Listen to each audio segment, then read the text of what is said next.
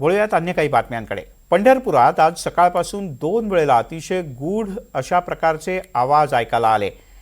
अशा गूढ आवाजांच्या सतत येण्यानं अनेक ग्रामस्थ काहीसे भयभीत झाले होते। मोठ्या आणि विचित्र आवाजांमुळे काही ठिकाणी घराच्या काचाही वाजल्या। सकाळी 10:15 आणि दुपारी 2:30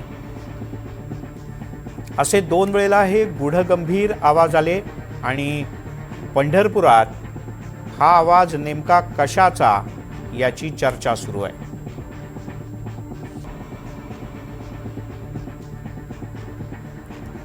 पंढरपुरात 365 दिवस भक्तांची मोठी गर्दी असते।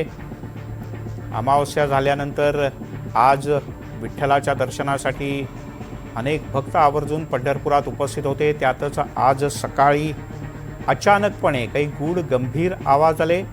सकाळी 10:15च्या सुमारास पहिल्यांदा अतिशय गूढ पण मोठे आवाज काही काळाकरता येत होते। संकेत कुलकर्णी आपले प्रतिनिधी आपल्यासोबत जोडले गेलेत। संकेत, कशा प्रकारचा हा आवाज होता आणि दुपारी सुद्धा असाच आवाज आला? पंढरपूरकरांचं काय म्हणणं आहे? आज सकाळी खरं तर 10:15 आणि दुपारी 2:30 2 वेळा मोठा आवाज, हा गूढ आवाज आलेला आहे आणि या गूढ आवाजामुळे घरातल्या अनेक ठिकाणी काचाही कडकडल्या, लोक हे भयभीत झाले।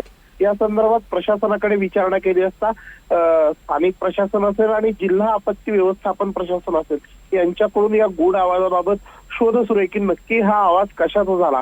मात्र एक पुष्टी मिळते की हा नक्की भूकंप किंवा त्या संदर्भात सदृश्य असा कुठलाही आवाज नाही। त्यामुळे या रहस्य काय हे मात्र येणाऱ्या काही दिवसात प्रशासनाकडून स्पष्ट होताना दिसेल। ठीक आहे संकेत, तुर्तास धन्यवाद या माहितीबद्दल।